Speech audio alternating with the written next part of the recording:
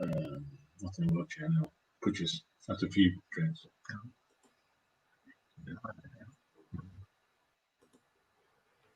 We've got a good number waiting anyway. Have we? Okay, cool. 24 waiting is decent. We should get up to about 80, 90 tonight, hopefully. Right. Sometimes I don't believe them.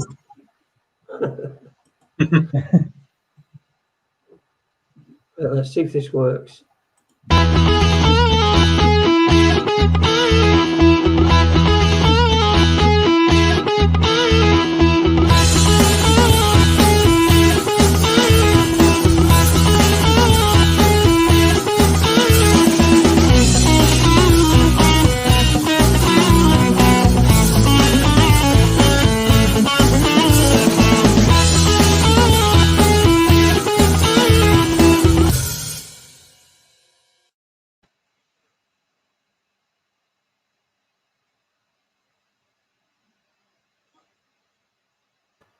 That's it.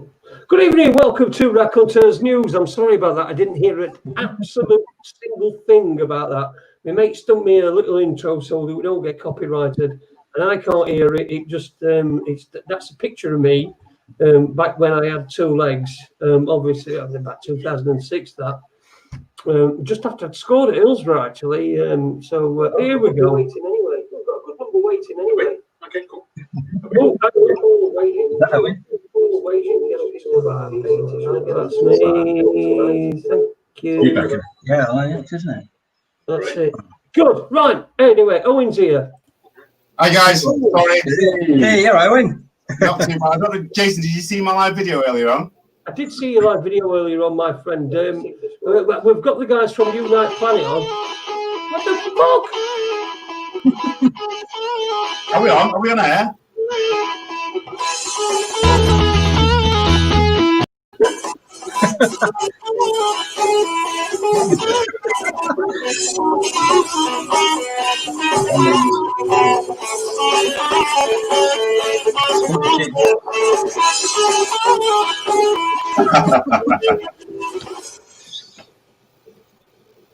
There we go. That should be the end of it. I think that's what I should have heard about 10 minutes ago. Oh, Jesus Christ. Gremlins.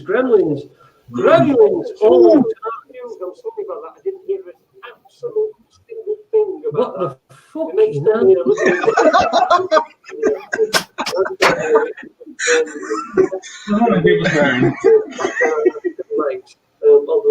I can hear me, Sam. What's going on?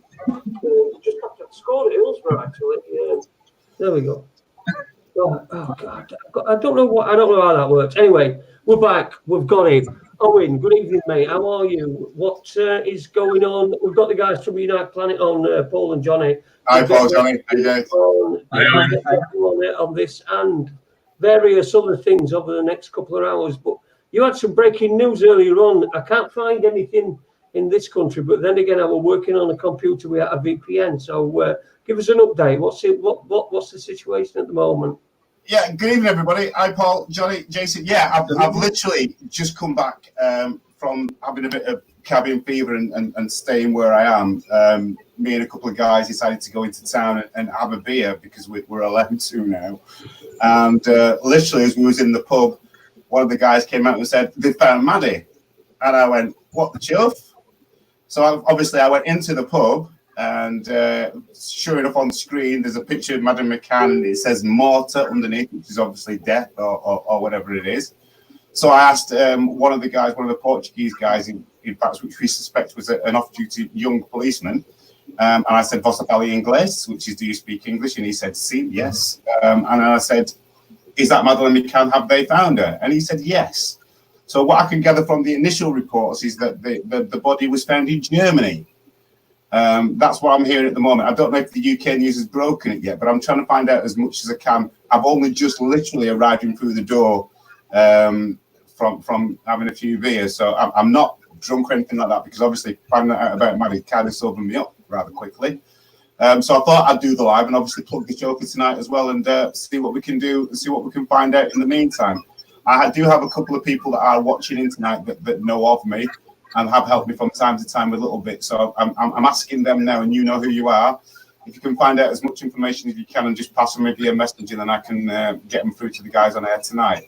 But literally, we were just sat outside, lovely sunny day, having a beer, relaxing, and this came up on the news on the screens. Obviously, her face was there that I recognised.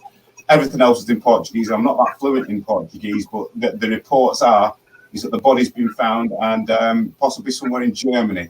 As I say, that's yet to be confirmed, and I'll wait for that information to come through.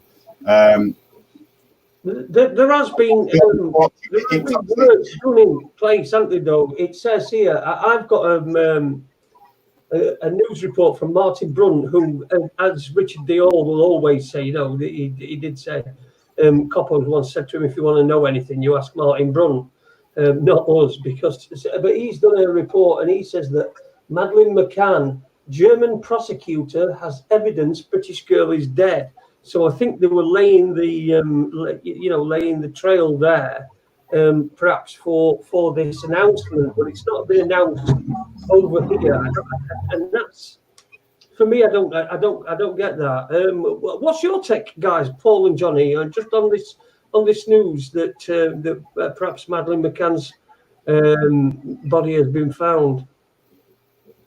Well, I mean, I've seen the Richard D. Hall investigations in this, and I mean the Peter Hyatt. I mean, he analysed the interviews with was it Jerry and what's the man's mother called? Kate, that's the one. And you know that he concluded that they know where a body is, that they killed her accidentally and know where a body is. So if that's the case, then I don't know if they found a body. I don't know what to make of that. I mean, if it's the actual body or if it's just a cover up, or it's. I mean, I personally think she's dead and she was killed by accident by Kate and Jerry.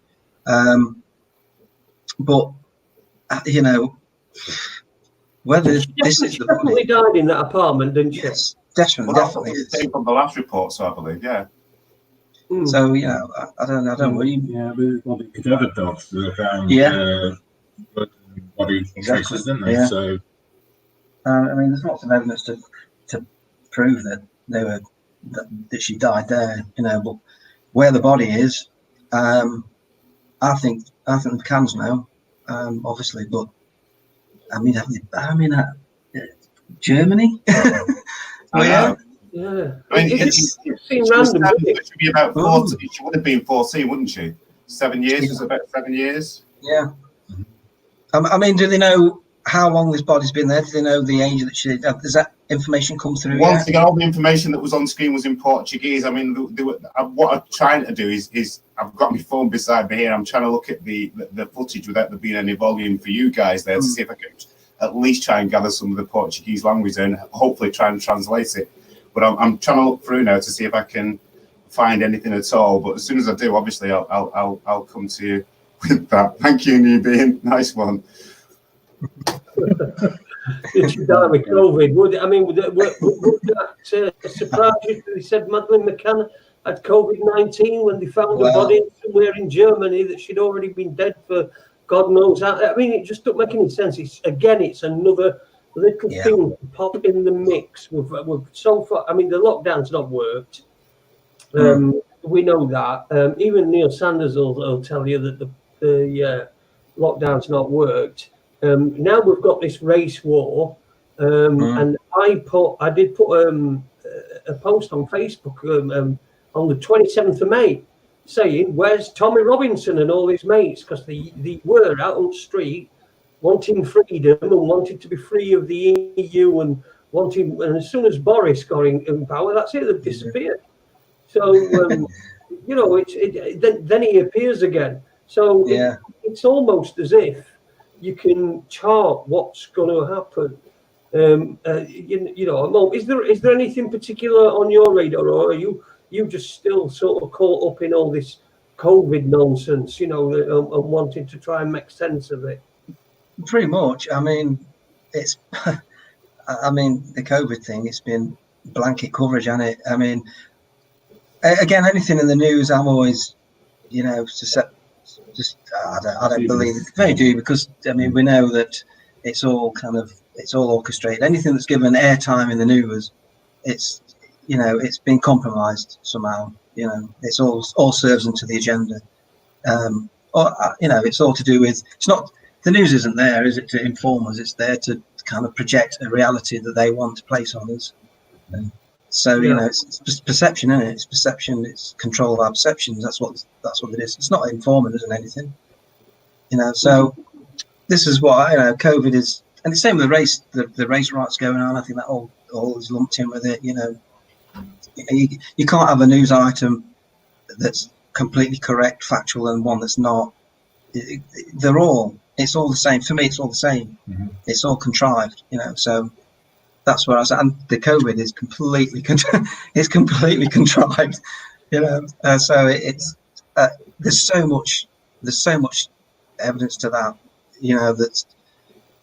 that tells me that this is nothing like we're being told. Nothing like have it. You been affected, or do you know anybody that's been infected with COVID-19?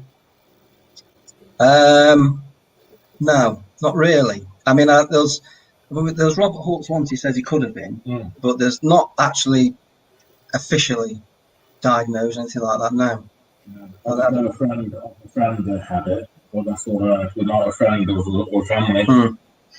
Yeah, you already see it, don't you? And a lot of the news reports did say died with COVID-19 rather than of COVID-19, which I always find suspicious. But you see, that's the mainstream media. They're given a script. Apparently, they haven't had the Madeleine McCann script yet, not in this country. But that seems to be playing out somewhere in. It's definitely going to be a huge, massive story when it breaks. If it finally breaks, I mean, we're breaking it here, really, aren't we? On Raconteurs News. This is it, yeah. What's important? As soon as I saw, obviously, the news item, that's why I did the live and did mention that, because obviously, from one or two things just recently, the Hampstead twins. I was talking to somebody this morning, Andy Devine over in Greece, and we know for a fact that on YouTube and Facebook is that there is a group that's looking into the Hampstead kids, but it's not available in the UK. Andy can get it in Greece, and also I found it today in Portugal. Both on YouTube and in Facebook. So I know now, as I was saying to you, Jason, a couple of weeks ago, is that I am sure that the UK is being selected. You're only getting selected things, even on social media. In particular during this time now. So I think even this today even confirms it, regardless to, although I can't 100% say it, because obviously with the translation I've not got it, is that is of importance to the UK, but it's not being reported. But then again, if I look at the messages from other people, they're always saying it's a distraction, this, that, and the other. I agree with that, but obviously I thought I would come and obviously mention this, because I think it's a subject that we all know about. Whether you follow it or not, but it's certainly something to have a look at and find out what's going on with it. I'm still waiting for stuff to come through here. I'm just looking at my video myself, and unfortunately, I can't show you, but there's a TV screen behind me there, so I can't actually read the Portuguese text that was on the screen there. If I could find out what the text was, obviously I could use the old good old translate and give you a full breakdown on that, but I can't seem to see the screen on it. But what I'll try and do with my phone at least is try and get some information from any sort of Portugal news outlets over here while we're going on. So I may be quiet for a bit, Jason, but I want to find out more about this. No problem, mate. No problem. You're our correspondent in Portugal. Raconteurs News. That's quite exciting. We've got them in Derbyshire, and we've got them in Portugal, Yorkshire, and we've even got one in America, in Washington. So our correspondents are everywhere, keeping on top of what's going on. So we'll catch up with you in a little bit. If you get anything, Owen, just jump in. It's not a problem at all. So the Webster report as well has been reporting that a body's been found. For me, again, it's like this. It's part of this. We were talking before. It seems to be when we were talking about lockdown. There seems to be like a collective mental illness. Yeah, definitely. Yeah. When you think, you think you've told somebody something, and that is then they're going to go, oh wow, you mean don't want to do this? They won't do that. They'll do what they're told. It's what the TV tells them. And you've had a few people on. You do your interviews. Gives an insight into who you've had on and how you do your interviews, because you do them a little bit differently to how we do them. And we're live, but a lot of yours are recorded, aren't they? Do you want to take that? Well, yeah. Recently, I've had Rex Bear from Leak Project. That's going to be under edit now, and be out this week, hopefully. So basically, yeah, we do at the moment it's Zoom, and then record it, edit it, and then put it on for everyone to see on YouTube. Really. I mean, we've always preferred kind of face-to-face interviews, haven't we, where we can. I think we all agree that within Unite Planet Group that when we do face-to-face interviews, I think we get more out of it. We just connect more, don't you? You connect more.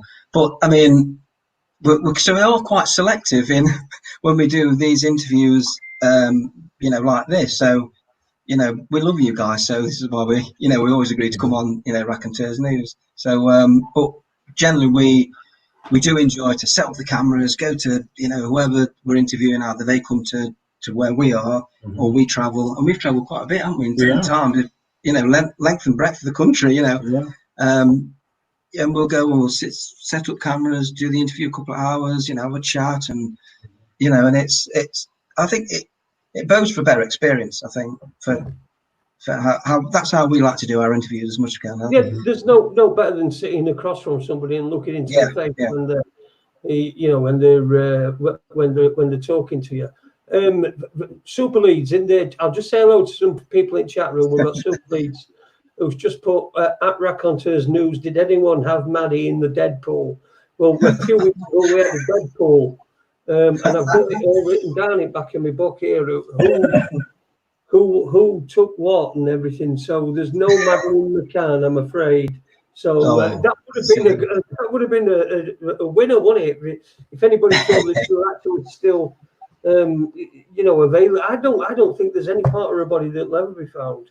Me personally, and do you know what? If they come out and they say we've confirmed it through DNA, that's just going to make me not trust DNA anymore. You know what I mean? DNA. What do you do on DNA?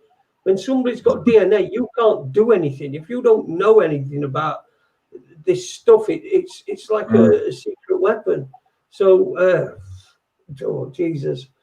Crackers, it's crackers, lads. I hope it's a bit more calm there in Derbyshire. You do some get-togethers as well, don't you? As what, sorry? You do some get-togethers. I know you did one last year. You're probably not doing one this year, but tell us about them. You mean like the road trip things? We do that road trips, don't we? We like to go on little adventures. We just like to we just when we create our content, we like to do different stuff, whether it's making documentaries and the lot of work goes in that, or we go on little adventures, always with a purpose, of course, to discover something or learn ourselves, or investigate something. Or we just like to have a different or have a bit of humour. Definitely. Your Norman videos. So that's it. Those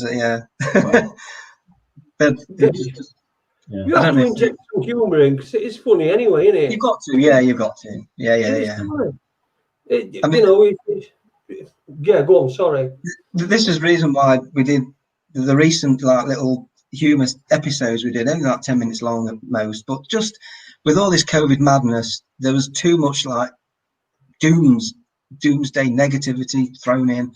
So just inject a bit of humor and but with a message in it.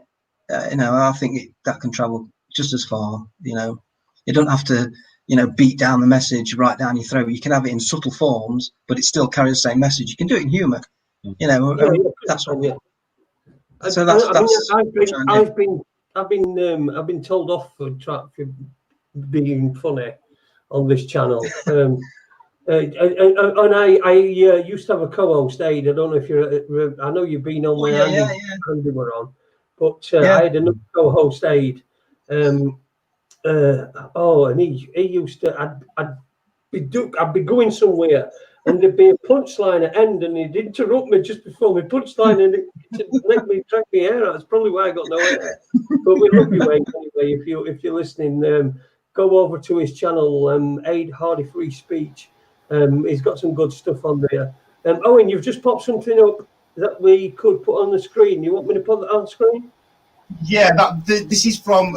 This was sent to me by good old Alice. That's in the chat room there.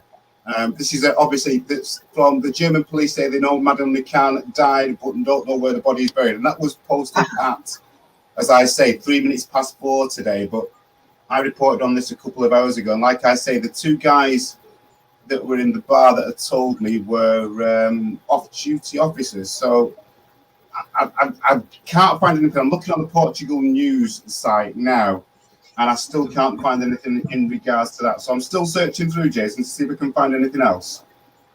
Right. Okay. Well, they did say, didn't they, that when they made Hull the capital of culture, European capital of culture, that they ought to send the people who did who did the decision to make Hull the capital of culture. They said they should send them to find Madeleine McCann, because if they can find culture in Hull, you can find anything. Sorry, you can find anything.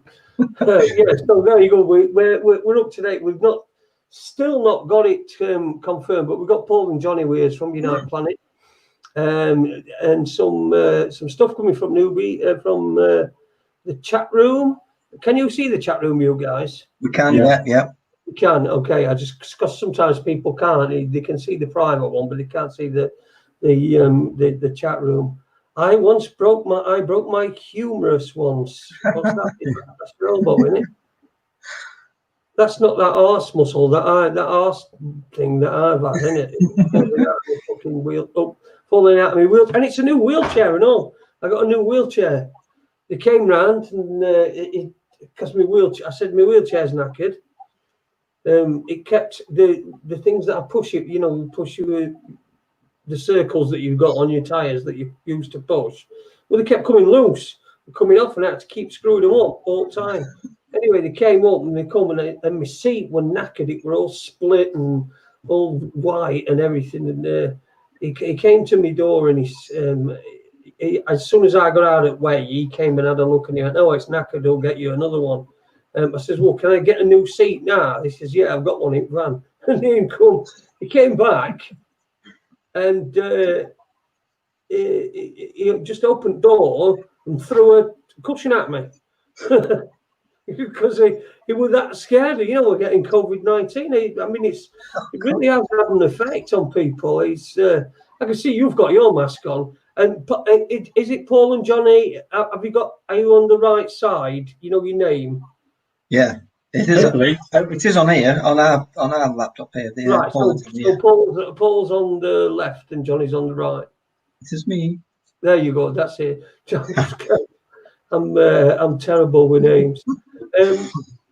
Alice is in the chat room. Good evening to you. Nothing to do with raspberry vodka, said Super Leeds. It's on BitChute, apparently. I don't know what that means. But it's on BitChute. What's the bit called? You were talking about a video? What's that? Do you know what it's called? No, Owen. No. Sorry, mate. What was that? Someone said something about a video on BitChute. No, I'm having a look at it here now. It's on BitChute. Do you have Skype or Discord? I don't know what Uni's trying to say with that. I don't know. I was away for a second, so I don't know what he's trying to get at. I think he's going to send you a link to video on Skype, I think. But he can put it in chat room if he wants. Raconteurs News headline in the Sun. Let's have a look what it says in the Sun there. In the Sun. Okay. In the Sun. What thickens? Scum newspaper. I guess if they do find the body, they'll probably use the same doctor that does the autopsy as Dr. David Kelly. as suicide. Yeah, probably. Yeah. Yeah, I heard that as well. And the doctor that called out the COVID, I think I did a couple of interviews with him. Well, he's been struck off Right. now for I think for a year, so he can't say anything or do anything. It's ridiculous. I mean, we've known surgeons that have been, you know, a victim of because they've wanted to try to right a wrong or something like that. You know what I mean? And ended up in nut houses. So I mean, we worked. When somebody put up what I don't want the new normal. I preferred the old normal. Well, I thought the old normal was shit. I'd have an excellent normal. You're not wrong. And the new normal is going to be worse. Yeah. Yeah. I agree. Where do you see us going, fellas? Where do you see us marching out? Is there a race war going to be coming along, or is it are they on the edge of that? Well, that's what they're pushing for, isn't it? It's just more distraction, isn't it? I mean, the old COVID kind of narrative is you know, it's pushing us apart. You know, the old 2 meters social distancing and all that. You know, and I think that's more in the physical sense, and then they're trying to divide us with the race wars as well. It's just another division, and I mean, personally, I think with the old COVID thing, I think there's a bit of pushback with that. I think people are waking up a bit to it, and not enough yet. But I think the cabal, or whatever you want to say, getting a bit desperate. I think they're a bit worried, so they're chucking in something else. I think they need a distraction, but it's got to be still dividing us. It's all about dividing us. So, you know, it's the name of the game for them, isn't it? I mean, I've seen that, you know, obviously with it since I did the video, obviously with the people that are aware of what's going on these days, is that a lot of people are saying distraction, something to, you know, take our mind off the current situation. Now, yeah, it is, you know, like I say, it's been 7 years since Madeleine went missing and everything else. It's something obviously I'm going to follow up, because obviously, like I say, everything was in Portuguese. I couldn't translate it. However, these guys that were there, you know, they could speak well enough English to explain this to me. I wasn't going to stand there in front of the TV and try and get the gist of the Portuguese language, because I haven't got the gist of it. It's a shame, really, because after we left that pub before coming on air, we went to another pub where there was a friend of ours that is Portuguese. So it's just a shame she wasn't there at the time so she could fully translate to me. So, you know, I'm going to do a disclaimer here. It's all the information that I've got at the time in the pub and the information that I received from Portuguese people. I do not speak the Portuguese language. It's the information I've received. So, you know, that was what I was told. It could become something completely different. I wasn't here to obviously set anything going. Obviously, it was a news that I thought that everybody needed to hear, at least. The words I heard from these two guys is that they found her. And that was the question I asked. And I think that was the most important part about it, is that I said, so have they found the body? And they said yes. So that wasn't lost in translation, because the guy, you know, could speak well enough English to understand what I was saying. So I'm still going to plod on, have a few screens here, remain a bit silent, Jason, and do a bit of prodding about, see what I can find. Well, they got apparently the Sun have got this exclusive Maddie clue. This is breathtaking. Maddie suspects camper van spotted by satellite nearby. Spotted by satellite nearby hours after she vanished. Wow. Was that Skylink that did it? Was it Skylink that did it? Sky News. That's the front. I mean, they're obviously setting this German guy up, aren't they? I can see that. You can see that. You know, we know. Well, we know as well as anybody can know that she died in that. She didn't die in Germany. She died in that room. No, exactly. In that apartment. But it's got his camper van on Google Earth from 2007, were it? Wow. 2006. Because I remember it because I was driving back from Bury in Lancashire back to Sheffield, and I'd just done a night in Yates's, And as I were on my way back, I always have talk. I always had talk radio on rather than music. So I fucking hated for a DJ. I hated music. I just absolutely despised it. But it were an easy way for me to make money. It were good money, you know. Where else do you get paid 50 quid an hour to and sit there, play records and talk nonsense? So that's why I do. And I was listening to the talk radio on the way home. I think it was Radio 5 Live, and the first reports were coming through that a young girl had gone missing in Portugal, prior deluge, as it were. So. That's my memories of that. It seems to have overtaken us a bit. Give us some on the. We've got we've got more than half. We've got an hour and a half yet. But while Owen's doing that and having a look at that, and we'll get back to him every now and again when he's got some. What about the UFO scene? What's going on at the UFO scene at the moment? And also, I want to ask you a question that I always ask UFO people, Ben Emlyn Jones, it's been on, and also Gary Eseltine, and I don't think he knew what to make of it. But I said to him, well, what's your favourite colour UFO? Favourite colour UFO? Wow. I'm going to go, I don't know. Silver seems to be like the main one, but yeah. Amazing UFO days. I'm not keen on the black triangles. No. You see, mine's green. Green. Green, yeah. I said something really stupid last time. Peach. My wife's shouting at me down. She's listening. I said peach. Peach is my favourite colour UFO. But what's going on UFO front? Is there a lot of activity? I mean, it's only gets buried when there's all this. Yeah, there's been bits on Bufo, but I'm not really. Benny probably the best as well. But yeah, it seems to be been dropped a little bit from as far as I can imagine. I'm not saying the activity in the sky has dropped any, but I think, but you'd think that with planes not in the sky, there'd be more. And there probably is, I've not really come across nothing major. No. I mean, I've personally seen an orb with my family, and that was going back around about 10 years ago. And basically, my daughter spotted it first, and it was basically changing colours, and it was hovering over a neighbour's house almost, and then it just basically then shot up into the sky. So I definitely have seen that, and I about 2 or 3 months ago, I think I got abducted, but I don't want to say that for sure, but it was very weird.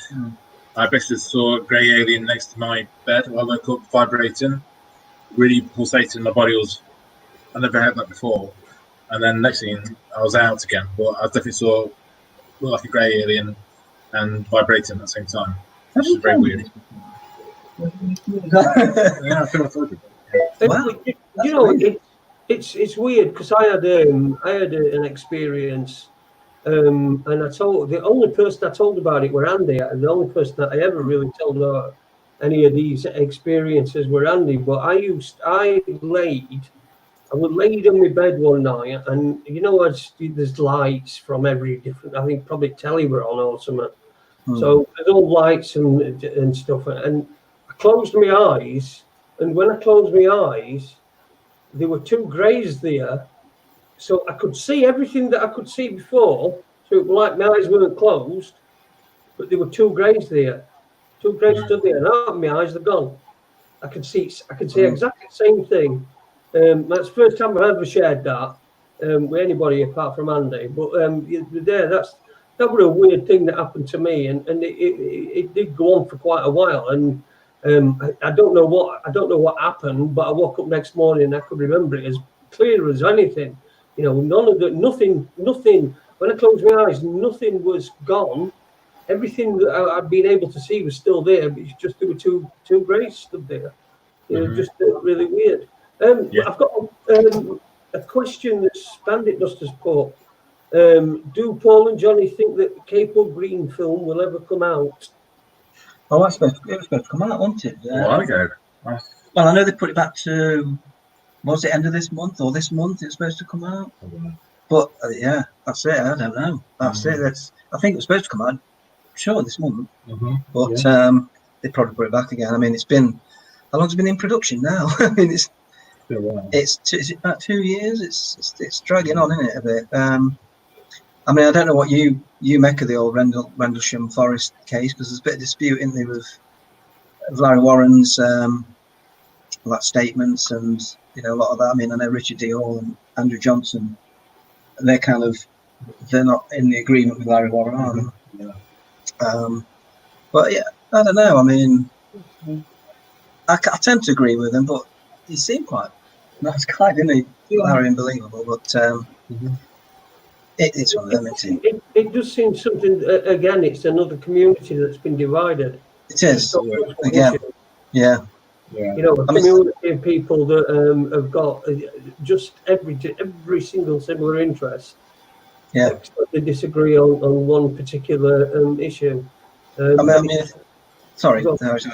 mean, the thing with Rendlesham is, I think you agree as well. I tend not to dwell too much on what's dividing, in the UFO community. There's people concentrate sometimes on the battles within it rather than anything else, and it kind of ruins it sometimes, So I tend to steer away from that, and I think you do as well. Yeah. I think we all do. Yeah, that's more unity than dividing it. I think at the end of the day, we don't know what's happening on those few nights at Rendlesham Forest. We don't know. Nobody knows really. If anyone, nobody knows indirectly involved. Yeah. So what's the point in arguing about it? And I know that Peter Hyatt's thing that Richard Hall sorted out. I thought that was quite detailed for me. I liked the statement analysis of it all.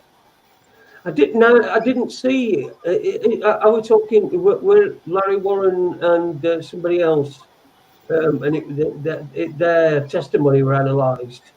So yeah, all of them really. Colonel Holt and Peniston, and the main characters all got analysed from Peter Hyatt and what his thoughts were at the end of it.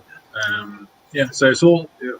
I can't remember the full actual results now, to ask you, but I remember it was very conclusive. I think Peter Hart did conclude that Larry Warren showed a lot of dishonesty. I think those bits on all of them really, but I think he pinpointed on Larry Warren a bit. But I don't know. I mean, his statement is that he was the only one that saw the aliens, wasn't it? And everything, and other people didn't know he was there, or he was there on a different night. And now I've got with Capel Green, there's now another witness come forward, haven't they? Who said yes, he was there, and it just gets a bit of a, it gets all muddled up. Muddy the water as always in any situation. Whenever we've had anybody on from any side, it's always been that I've not got a dog in this fight. People can say. Obviously, I don't want. If somebody says something, then I'm going to give them the right to reply. If someone says something bad about somebody, I've always done that.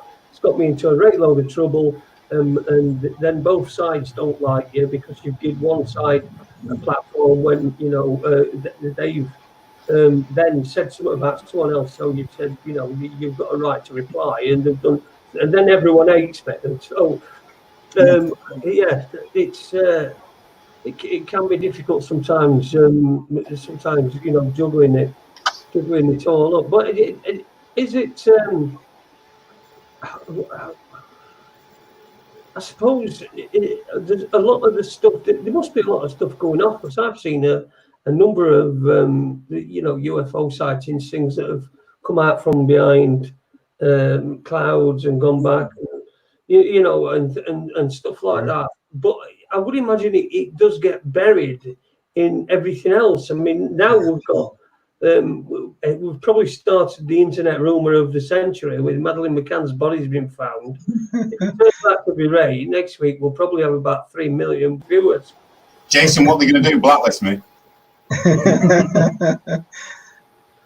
I've actually found something came in at 3 minutes past 8 on the Sun IE. So I guess that's Ireland, and that was just basically Madeleine McCann. Latest news: prosecutor has evidence she is dead as cop probe German Maddie case, and apparently it's a 43-year-old, a Christian B, who was a paedophile, and is named the prime suspect. It doesn't give anything more than that on there. It just goes on about the key location, just the backstory. But like I say, that was updated at 41 minutes ago on the site there. So I'm still confused as obviously from the information I got from the guys in the bar there. There's nothing that's any close to that. There are other reports from, 20 past 7 today, 6:45. All on the same thing. It's all leading towards Germany. So I think what it is that the main investigation has led them to Germany in that. But as far as the Portuguese press is going, there is nothing there. But like I say, it was on the Portuguese news in the bar that I was in today. And obviously, like I say, I asked the guys the questions in there, and they said that she'd found the body. But like I say, there's nothing that I can find here yet at the moment. Right. I'm just looking at some of these comments. Seagulls and chickens and all sorts of stuff. When this chat room, it's like and my wife sending me text messages. It's like an extra. It's like a different separate from the actual show. You'll get the odd occasion when people comment on the show, but usually then the side issues start getting on in the chat room. So it's pretty lively. Uni Black Sister says, Jason, I want a spanner. Yes, you can have a spanner when you are no longer a virgin. Virgins aren't allowed spanners, unfortunately. It's a new thing here. It's a little bit like having sex with somebody in their house or somebody else's house. I mean, what are prostitutes? I think prostitutes are exempt, weren't they? I mean, how do you exempt some people that are illegal from a legality that's happening? If you're a prostitute, you're all right. So all you've got to do, if you're going to have sex with somebody, when they leave in house, coppers say, "Excuse me, have you just had sex in the house? Because we know that you don't live in the house. You just are a prostitute." I've got a question for the guys here, Jason, and this is ask about the 20 back program, please, which is taking back 20 years, age regressed, and put back to present day. Any thoughts on that, guys? It's a question coming from Mel, something about alien abduction, I do believe. So it's the 20 and back program. Have you heard of that? 20 and back, I heard that one. I've not heard that at all. Okay, then if Basil's mum could elaborate, Basil's mum in the chat can elaborate on that to me, and I can get back to the guys with the questions. Sorry about that, guys. Yeah, no, I've never heard that. Quite new to me as well, but I'm sure that will be elaborated to me quite shortly. I've heard about like super soldiers type things. They get to go on to like Mars or whatever, and then come back, and then they get regressed into like childhood again, which is, I don't know. I just find it very hard in my brain to work out because I'm not that intelligent. But I get, it's a bit unusual for me. Yeah. So apparently, this 20 years and back was the Alien Human Alliance program. Wow. That's the information I'm getting. It. Tony Rodriguez was involved. Thank you, Basil's mum. Tony Rodriguez, is that a familiar name to you? Yeah. I've heard about that. This is something definitely for me to have a look into. Then, I'm intrigued. I'm really, really intrigued. Yeah. I mean, really, we are quite versatile. Well, not versatile, not knowing UFOs details too much, but we know a lot about conspiracy theories conspiracies. Yeah. The mix. The mix, we don't specialize in one thing. Yeah, I'd love to know more about that though. Yeah, I'd love to know about that. Yeah, I mean, I follow Secure Team on YouTube, and Josh hasn't done anything for a while. I remember when it stopped, he was getting a lot of threats, and I think it was interfering with his personal life as well. And they stopped, and for a time you didn't hear anything from Third Phase. either. Yeah. Posting. But just of late, I know Third Phase have done 1 or 2 videos of recent sightings, but the secure team as well, because he ran a really good, runs a really good page there. But to say that I really think that things got to him, and his posts have literally, I think it was right at the beginning of the world lockdown when we were all locked in these cages. Is that he came out with the videos that just basically explained himself that he wasn't going to do stuff for a while because he was getting pressure from here, there, and everywhere. I mean, I tend to look at that in the fact that this year is supposed to be the year of disclosure, and I think things that he's been doing has really touched the edge, And I think my personal view is that he's been told to just lay off it. This is our gig now. Leave us to it, because there are a lot of the channels that are on there seem to be posting less and less, even though there's the site still going on, but there seems to be less and less postings from these Facebook pages. Yeah, I do think some people are getting hit, aren't they? I think I think definitely, and then more and more, that's what's happening. I've just done a search for that 20 and Back program on Google, and it came up with a YouTube channel, 20 and Back program. I clicked on it, and it took me to a YouTube page, which is someone called Michael Newcomb. Now, most of the videos that are on here are deleted, have been deleted. Okay. Wow. I'll tell you. Exactly, In this day and age now, with the nonsense censorship, I mean, for me, the logical mind would tell you if it's taken off, you have to see it. Yeah. Exactly. Yeah. Just the same example that I used before about the kids in London. Is that the amount of that people aren't seeing that in particular countries. So once again, what does that tell you? What are they keeping away from? It's like Andy was saying, Andy Devine on his video, is that what is London hiding? If you look at Finchley Road's involved. It's a big thing. So you can understand why that these posts are being deleted, or people's accounts are being shut down. It's obviously something they don't want us to know. Yeah, exactly. And they do sense stuff. It's basically, I mean, David Icke says if they can't win the debate, they don't have the debate. They take it off the table. And this is what they're doing with everything. Yeah, I agree. And we've seen a lot with obviously with the COVID thing, but they do it with everything that they don't want the public to know about. They'll never address anything.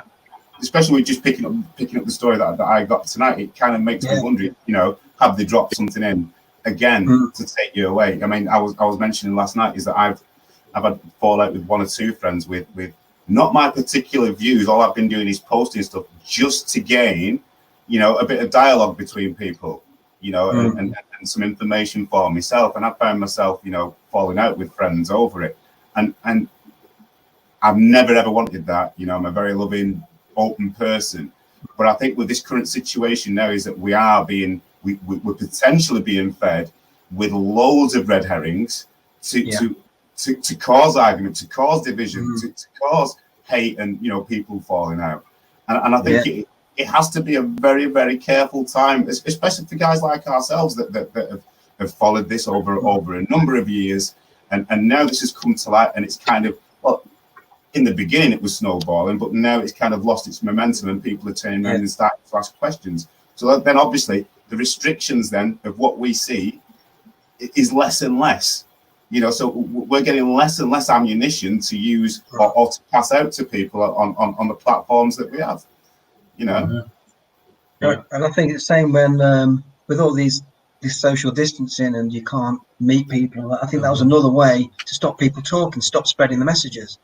I think that was part of the reason why they did that.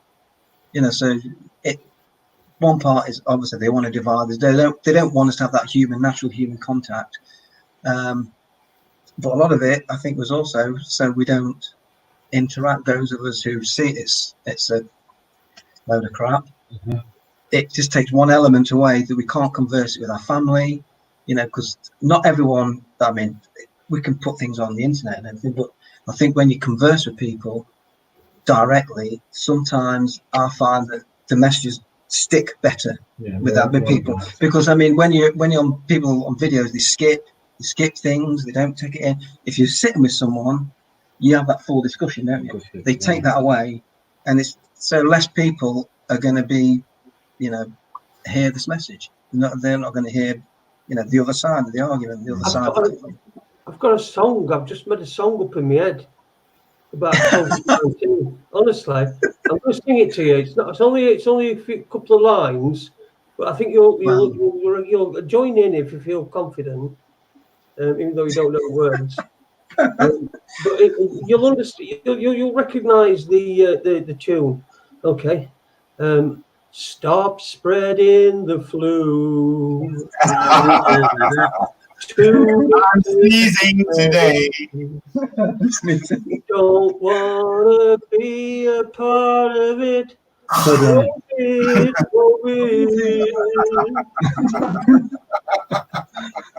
Brilliant. I got some more information in regards to that 20 and back. A name of Tony Rodriguez, Andy Basaccio, William Tompkins, and Pete Peterson. I think they must have been the guys. Yeah, I've heard of Basago because he was saying he's going to be president of the United States. Yeah, that's what he's the thing is that the YouTube channel that popped up. There's a load of deleted.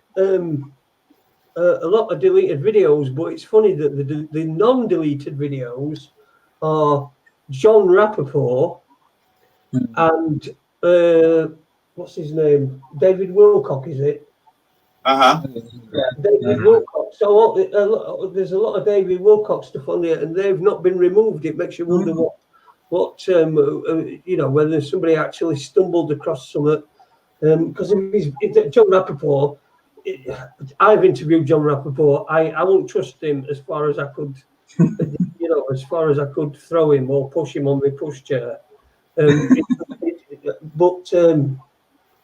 It's interesting that those are the ones that are there, and it looks like it might be interesting. Somebody put Tony Rodriguez is what you need to look for in. Somebody put that in chat room. But I've seen a lot of these things, these that Basaccio, and it really, really convincing. He's the guy. Wasn't he the guy that said that he was at the Lincoln speech? And he said he was also time traveling with Obama. Yeah, I think he said. Yeah. Chat room here, Jason. This is from Bandit Buster. Does anyone think that they are trying to force an Arab Spring type event where the masses are manipulated into forcing change? Maybe. Which is one of the things, if you think about it as well, with all with the events and the things. I mean, it's taken us away from the whole idea. I mean, the whole thing of it really is that we're in the middle of a virus, massive virus outbreak. Everybody stay indoors, social distance, wear masks. We can go out and protest, and you can stand next to each other. And just seeing videos over the weekend of the protests all over the world, and to see how close proximity the police are without the masks, and going to people and talking to them. And for me, I can't understand the insanity of it all, because we are in the middle of we're in the middle of a pandemic. And we're supposed to be, doing these rules. If you don't do these rules, you're going to be fined, or this, that, and the other.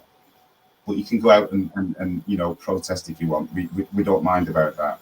Are they expecting a spike into a time, or it's one of those things. I think what it is with the protests going on, whether they be peaceful or violent protests, whatever you want to call them, is that this should never have been allowed to happen anyway. People have the right to protest, and I have nothing against people doing that. The whole point of the thing is that we were all, you can't work, you can't see your family, you can't go out. And then a man dies, and then straight away, it's like with anything else. If would they have stopped it? There's loads of things. The Sudanese people are getting killed every day. white. Please don't get me. I'm just going to say it is white people are being killed every day. But we've not seen any protests over that. So that's my personal belief. That what leads me to believe it's a divide and conquer thing, is because they make an issue out of it. And it's like what I've said. If you take the statement alone, a black man was killed by a white cop. Why not change that a man was killed, an innocent man was killed by a corrupt cop, without having the colour bringing into it? I think that the black and the white are the trigger words. You know, I mean, it was watching the Tommy Robinson thing the other night, and believe it or not, there were some things that he did say that I thought, well, yeah, you're right. But then he kind of touched on the statue in Bristol over the slave guy, which I can understand people's frustrations on that. But that's not the point. He mentioned then again about Winston Churchill, and he was really angry about that. And I was so tempted to find his page and put, do you know what he did in Ireland? Did you know that he sent the army and the police into Wales to miners? Come on, you know what I mean? Both sides of the story. Both sides of the story. And people have a clear mind and they can make their mind up. And that's what it is that you fed this line. My post on Facebook this morning was a picture of a lioness with a cub in its mouth, but on two different camera angles. One angle you can see her gently holding it. The other one looks as though she's got the cub in her mouth. Yeah. It's your perception of what you see. Again, perception. Exactly. And it's that. And you have to make your mind up with that. Seeing one image. Why make your mind up on that one image? Because there could be others that could change your mind. I've got an image for you. And we're only given one, aren't we? This is it. Exactly that. Yeah. I've got an image for you. Here's an image for you. This is that time traveling bloke at the Gettysburg Address. Okay, this is a photo of him. Now, I don't know which one he's supposed to be. I think is the one. I can't. It's not. If I do that, you're not going to see. I'll tell you. It's not in the middle, and he didn't know what were going on and everything. And apparently, the story was. I remember the story because I did watch it. Cause it fascinates me out like that. It's just you know. It don't matter how far out it is. It really fascinates, unless it's really stupid, like fucking dragons, like dragons and fairies and stuff like that. But you know, I watched a lot of it, and he said, you know, I was walking along the road, and it was freezing cold, and it was February, and he said I'd lost my shoes during transportation. He says we were walking towards Gettysburg. Towards where a dress was being made, and some man in a shop saw him walking past and gave him a pair of shoes which were oversized, and he said, and that proved, because you could see this kid's shoes were oversized, it proved that he was, you know, a time traveler and had been all he's been all you know, he's been fucking everywhere. Obama,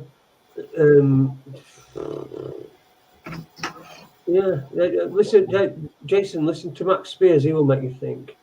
Yeah, he's. I remember Max Spears. He died in mysterious circumstances. Going back to Tony Rodriguez here, taken at 10 and taken and owned by Rockefeller's an island in Seattle. Trained in China Lake for MK Ultra, then across to Peru for remote viewing. Back to Seattle, and then back to the moon and Sirius, apparently. Wow. That's information I had on Tony Rodriguez. Once again, thanks to Basil's mum for that. It's very interesting stuff this time, travel.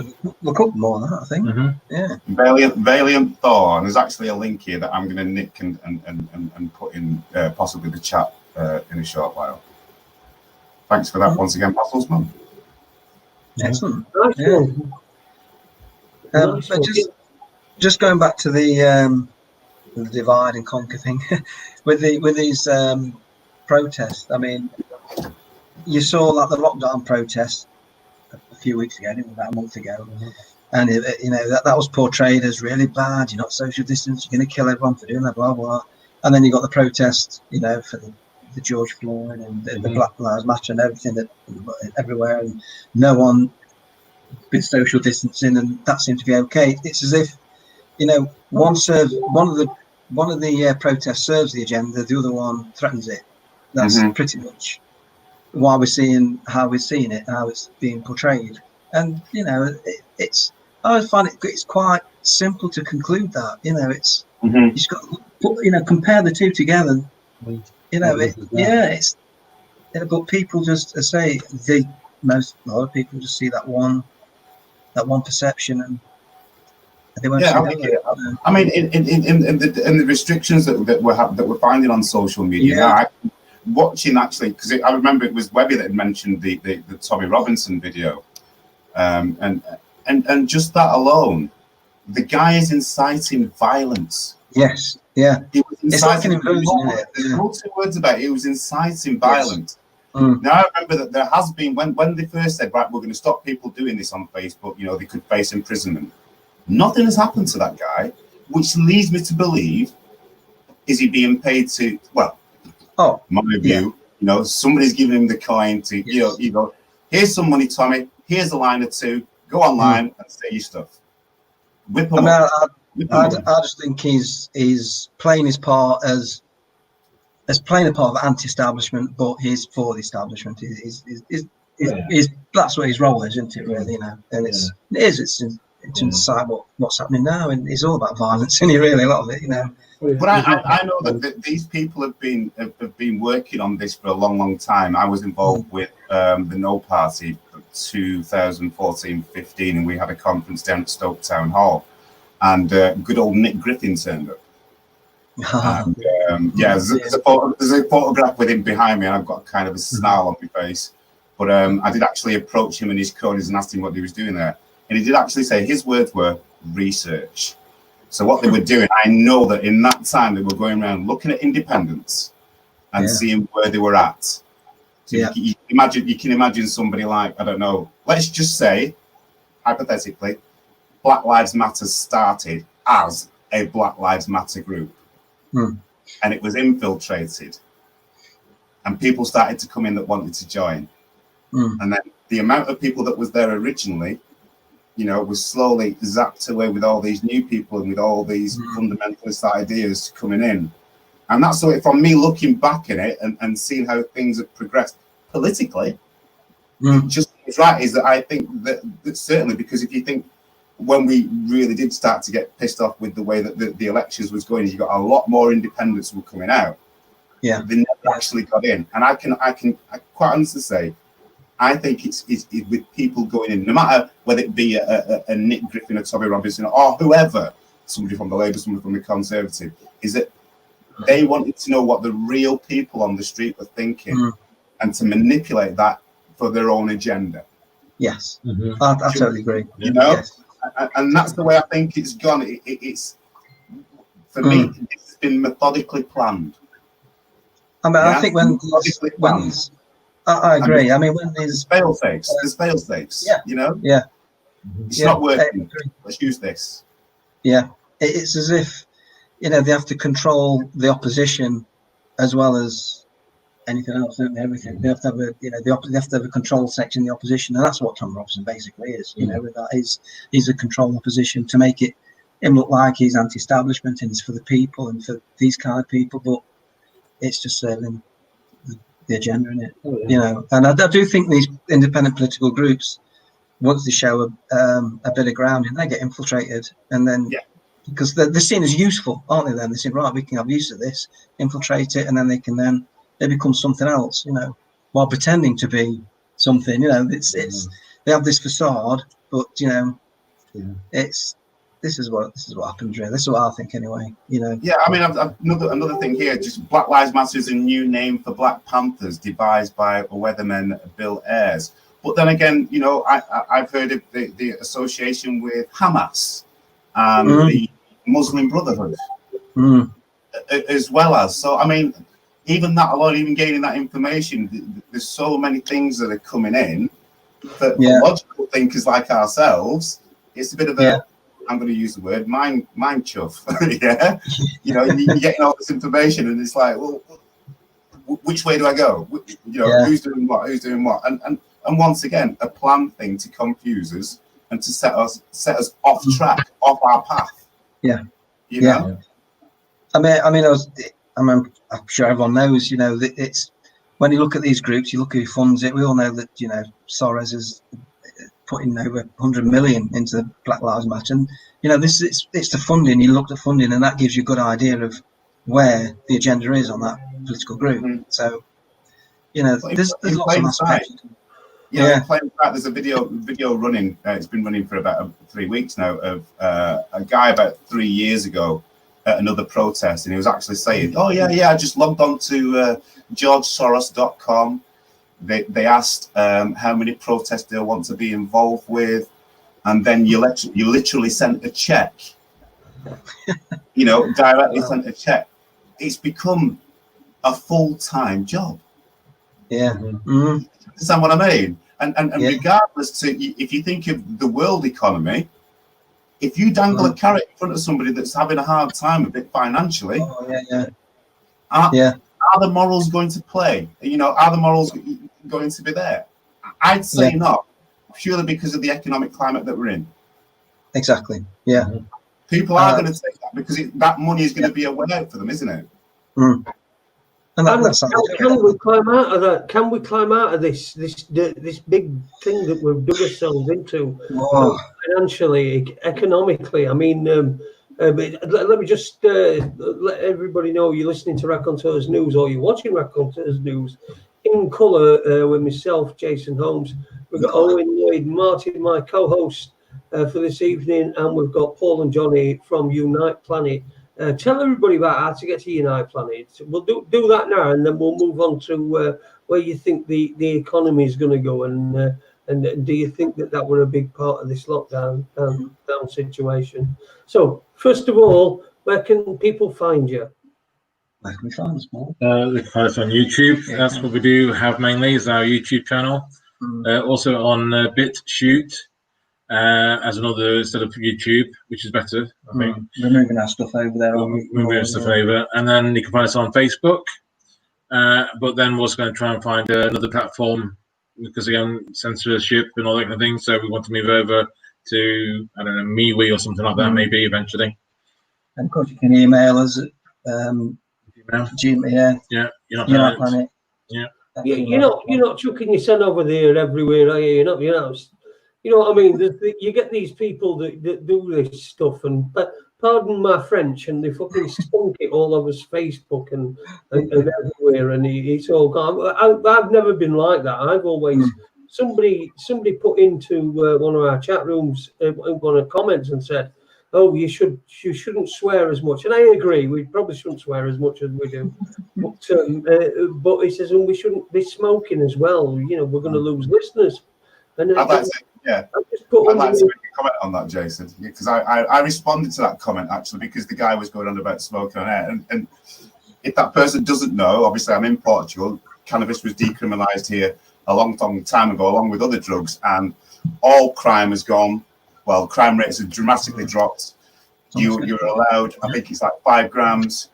Obviously, there are people that do grow. You're only allowed a certain amount of plants. If you're obviously caught with over the amount, you're classed as a dealer, and then you'll be dealt with. The system is that you're not thrown in prison, is that you're educated. You go to like a 2 or 3 day course. Somebody may correct me if I'm wrong, but I think it's a 2 or 3 day course that you go along with, and you're on your way. So I came to Portugal not because of the cannabis, it's because what was going on in the UK.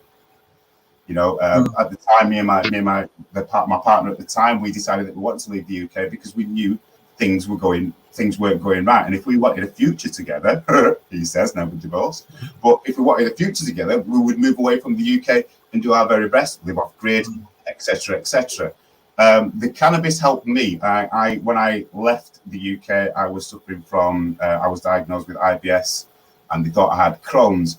I didn't want traditional medicine or pharmaceutical medicine. So obviously I wanted to go the natural way. And, you know, I'm happy to say that I no longer suffer from IBS. I have my odd bouts of stomach troubles, but I've cured myself by using cannabis therapy and other things as well, change of lifestyle, change of mindset. So as I said on the post to the guy, you know, you don't know my reasons that I smoke. So in my opinion, that point was invalid. You know, because he doesn't know the individual situations of the individual people taking it. It's like with anything. Unless you, and going back to what I said earlier, unless you know both sides of the story, then please comment. The idiots, they comment. You know, you get comments. They're just idiots. You know, I know that. I know that, but you know, I'm not going to call the person online. You know, I'd rather talk to that person mano a mano, or at least in messages, just to explain my situation and see how they take it from there on. So if you are watching, I'm quite happy to be friends with you on Facebook, and we can discuss it, and we'll talk about the whole thing. We'll talk about how it was, you know, bastardized way back, and sorry for swearing, you know, back in the day. But if you look prior to that, is that it was sold all over the United States as medicine. So if you're going to turn around to me and saying we shouldn't be doing it, I suggest you read your history on the herb. The herb. That's exactly it. Yeah, exactly right. I mean, this is it. The perceptions of drugs again is completely. It's an inversion again, isn't it? You know, that they just label everything like that's bad, that's bad, that's bad. But these are good. Alcohol's okay. Yeah. You know, it's just incredible. You know, I don't know if you saw the guy we had on last night, but he was taking high doses of DMT, and then he was documenting his experiences. He sent me a book. Here it is. He sent me a book, but we interviewed him last night. I've not read the book yet because I'm crap at reading books, and I certainly haven't got through Neil Sanders' book yet. Yeah. The print is so small. It must, you know, if it were a proper size print, I think it'd have been twice as thick. But yeah, I'm crap at reading books, but I do get round to it. And I will get round to it. I'm halfway through that, but you know, we had him on, and he was telling us about his reactions to certain hallucinogenics and stuff like that. But like you said, there's nothing researched or anything. It's just, you know, if it makes you feel good, you need to either tax it to death, or you make it illegal. You know, that was one of the things I was saying. I mean, if you go back to some of the reports that I've read, is that if you can imagine when we were all at school, I remember being a milk monitor at school. Milk was thrown at us, wasn't it? You know, you had milk every day at school. And I know back in the days that all domestic animals, cows, sheep, everything was actually fed feral hemp. That's what it was fed until it was stopped. So if you look at the endocannabinoid system that we all have, one of the best things that you had from that was mother's milk, because that contained it. Yeah. The only other thing that had it was the animals that were being fed this. So then obviously when the prohibition came in, all plants were stopped, all the growing was stopped. So obviously the animals didn't have that. And just to carry on from that, if you think people are now talking about the meat market and how there's so many cattle, and this, that, and the other, that you know, that it's flooding the market, and what people need to think of is that if you think of it, they had a market there where the animals were having the feral hemp, and it was good milk, and it was going out, it was stopped. But however, the consumption of meat started to grow and grow and grow, and it was the producers that carried on with the cattle, and it went on and went on. So you know, it's that again. You know, it's things to suit the pocket rather than people's health. Yeah, and in real effect, you could put that in today's situation in any subject. If it's not profitable, we don't want to know about it. Yes, that's basically it. Yeah, you could wrap it up in that, wouldn't you? Really? That statement. I'm going to get off my cannabis soapbox and carry on with the rest of the chat, guys. Sorry. No, it's true. Though. Yeah, I mean, this is it. The drug, the perception. I mean, with you know, psychedelics. You know, there's a lot of benefits in psychedelics, but all we're told, if you listen to one avenue of information, is that the class A is no different to heroin or anything like that. You know, which is ridiculous. You know, when you look at it, look at the studies that they've taken in psychedelics, totally different. It's PTSD. just I believe they've been using LSD to help people with PTSD. Now, for me, if the drug has this capability of curing people, it should be there. I was watching something the other day about MMS. Yeah, I mean, that a few years ago, but it's starting to rear its head again. and that is a miracle cure. But why are we hearing about it? Yeah. Dollar bill, isn't exactly. it? You know, at the end of the day, and this is what people need to realize, is that the things that aren't available to us, which should be, because it's natural and it's, you know, free going or whatever, if it can't be patented, we can't make money on it, bastardize it.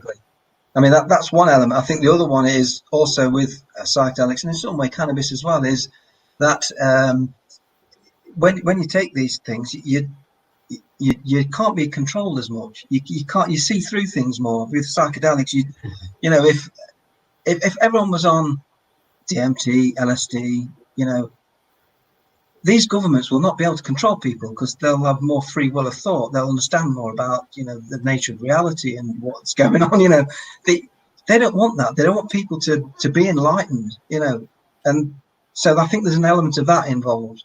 You know, keep them. I mean, with alcohol, you know, they advertise that. That's fine. You know, because the kind of where you are with that is you still are in their agenda. You're still in the same vibrational level as they want you to be. They want to keep you on that low vibrational level. Alcohol keeps you there. Yeah, but no, the consciousness that you, sorry. So that's it. It's a consciousness. I have a lift emergency. Okay, Jason. No worries. But I think there's that element as well. You know, there's the money element, and there's also the human factor as well. They don't want us on to be consciously aware. They want to keep us in that little box. That's it. So. But it is control, isn't it? At the end of the day, it's control. I thought, are we going for your lift, Jason? I'm just looking for me remote. I've just put I keep saying it. I don't know if you guys have seen Jason's lift in the corner of the room there, but I'm going to start a GoFundMe page because I want him to have a dry ice machine and lasers, so that when you start the show, when he comes up, you know, we've got the lasers and that'd be cool. I'll show you the lads. It's like it's got like neon lights that come on as it goes down. Honestly, I feel like a king among the kings. Oh wow, I love it. Oh dear. Oh, well, what's he's done? He's looking for his remote control. It's like the missing sock. Yeah. I can't find my remote. Can you turn it? Take it down. I'm going to say hello to people in the chat room, Jason. Dial Harper, Tazzy M, Stiltskin, Webby, Super Leeds, Sunny Man, New Being, Basil's Mum, Alice, Dinny, Dave Iron, and all the rest of you guys. Hope you're all good there. Don't forget to smash the like button for tonight and keep it going. Subscribe if you want. Smash the like button, eh? I like that, you know. We're down with the kids, us. You know. Sorry, I've done the Baphomet sign there. That wasn't purposely done. I've got a couple of questions here that I'd like you boys to have a response to if you know anything about it. But somebody's asked about what do you think about the new King of England? And also, I'm going to put this. I'm going to put these together because I think that if there is a story here, then I think they intertwine. The Prince Charles impersonator that they got on the BBC. Yeah, I've seen that. Yeah. I mean, that was just the most ridiculous thing. Now, I don't know whether you think that the two are mixed or whatever. There's been a lot of talk. The crest's been taken off of Palace. There's all shutters up and things in there. And I have pointed out that the Parliament did vote in to get the old place redone, you know, spend 300 billion quid on it or whatever they were going to do. But, you know, what's your thoughts? Well, it just seems that a lot of these things are happening at the same time. It seems a bit coincidental if it is like that. But, you know, with the crest coming off, I mean, someone said that a van or something knocked it off. It's being like, you know, refurbished or whatever, and the palace is being refurbished. And there seems to be a lot of excuses with all these things going on. And then there's all these kind of reasons coming in. And it's just, and the Prince Charles one that was a really strange one, wasn't it? I watched that and I can't really make my mind up whether that was him or not. What's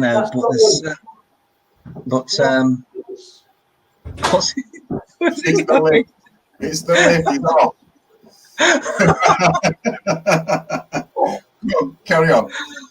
Oh, that's great. That's crazy, isn't it? Yeah. So, Prince Charles, I mean, I don't know if that was him or not. I think the question has to be asked because he did look different. There's different elements. His nose was a bit redder, and the side, I know they had the view of him front was not as clear as if it was through a monitor or something.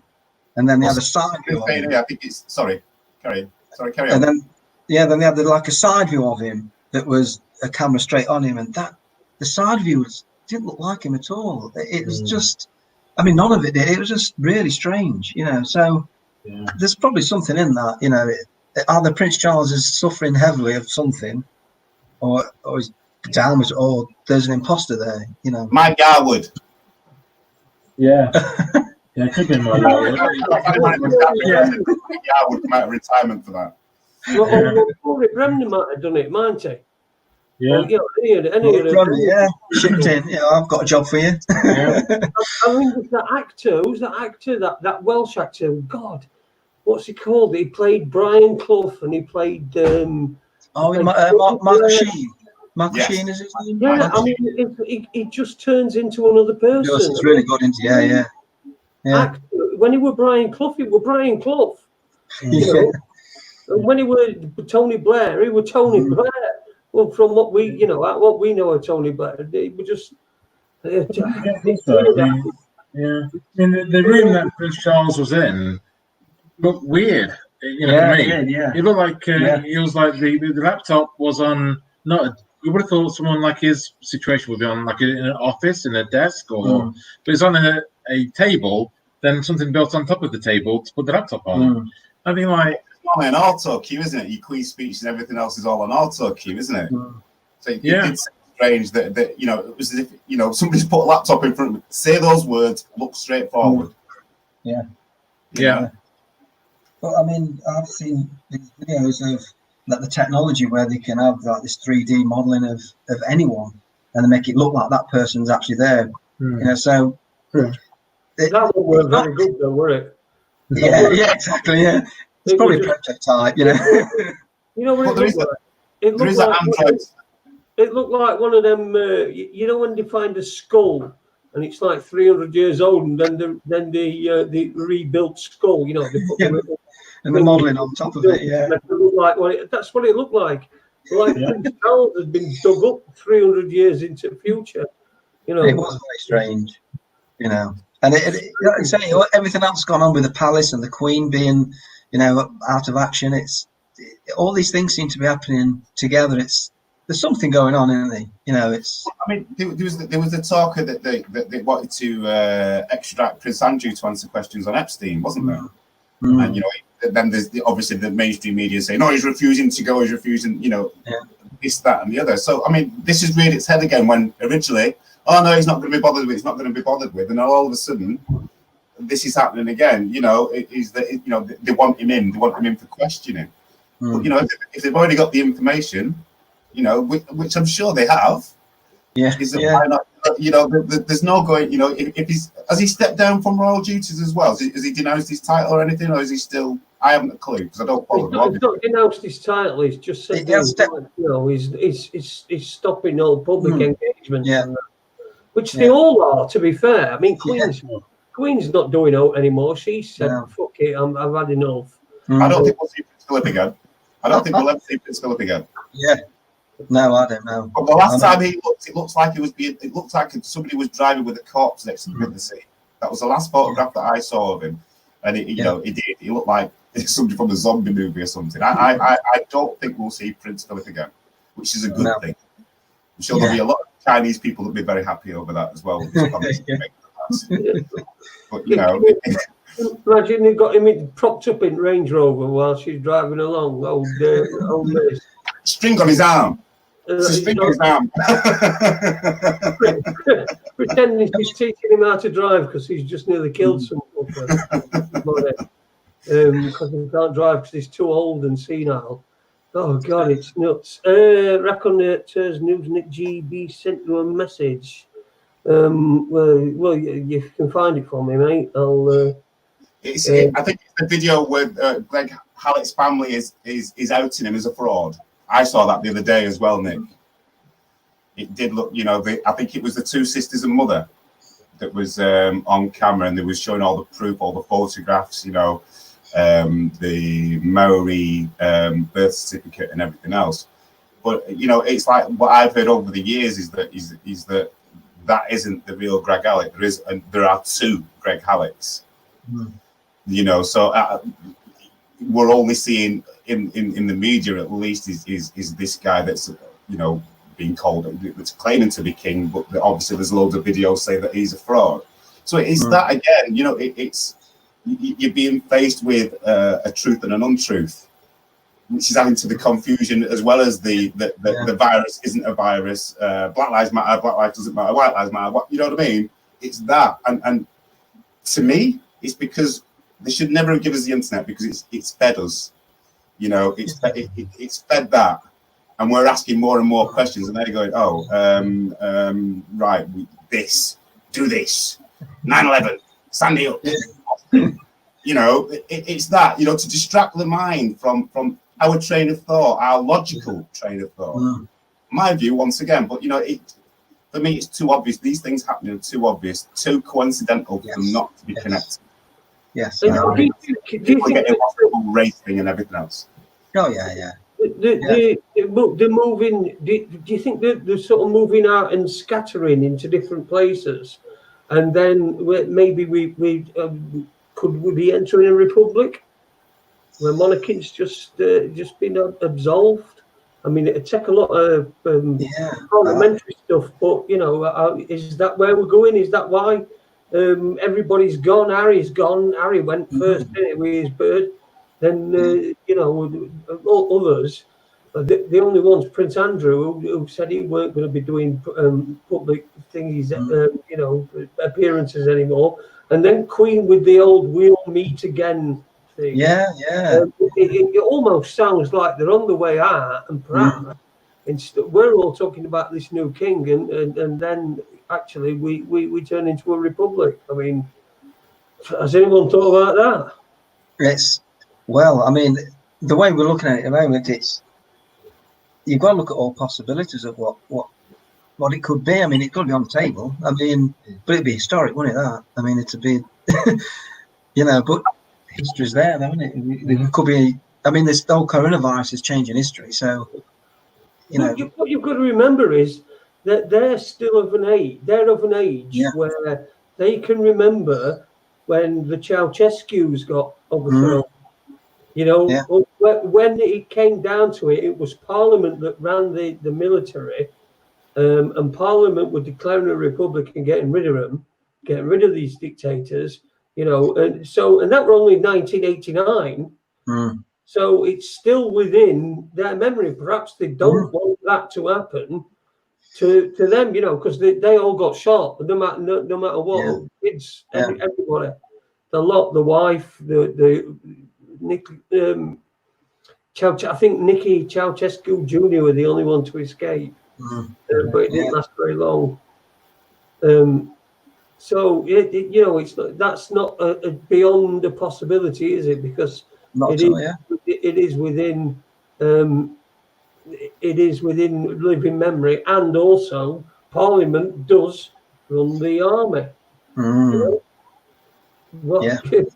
It's going to change a lot of things. I remember an old New Statesman, and they were talking about it. And he said, "We'll have to declare a republic." And he said, "Well, the Parliament rules the army, don't they? Uses the army. What they got? They got a few people on horseback, and the Prince Edward leading the cast of cats behind him into this fight, and it's true.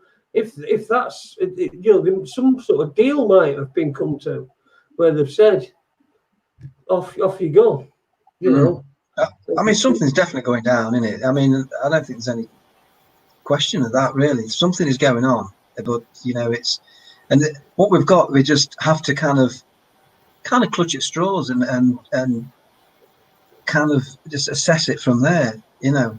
But it could have been any of these possibilities. Any of these possibilities are on the table, as far as I'm concerned, you know. But something's really going down. What would you I'd be quite. As what? Sorry. What would you want? What would your outcome be? What would you like to see? Well, I mean, as far as the royal family, I don't really neither here nor there. You know, I don't really give it much thought whether they remain in where they are or not. For me, I couldn't really care. You know, if that's honest, you know, I really couldn't. You know, but if they dissolve and we get a Republican, you know, yeah, so be it. But it's dependent. You know, it's as long as we've got a ruling government.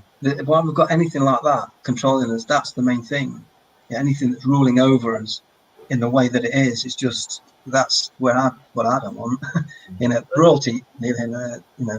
What about the theory that I had right at the very start, which was that the economies would crash so badly all over Europe that that they would say, well, we can't handle bailing out this entire economy, so we're going to have to remain in Europe while the European Central Bank bails out all these economies.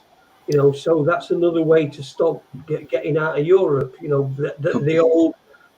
It seems an old word, and I've not heard it for such a long time. But Brexit. You know, perhaps it's a way to stop that. I don't know. Any thoughts on that? Well, I mean, it's there. It could well be. I mean, the whole thing with collapsing economy, I think it's just for the big companies to survive, or the little businesses, you know, crumble. That's what they want. So everything is in these mainly big corporate entities. Yeah, it could well be. You know, to keep us still in Europe. You know, keep Brussels happy and stuff. And it could well be. Yeah, I could go along with that. Yeah. You got any thoughts on that, Paul? No, nothing really. I mean, just before the coronavirus outbreak, and before I do that, I was in the garden today, and I nearly pooped my pants because I actually found a corona plant. I'm going to show it you. You can see that there. Yeah. Kind of pooped my pants when I saw it, but yeah. Just going back to that, I mean, there are things in place out there, and there's a lot of talk at the moment about Nasara and Jassara.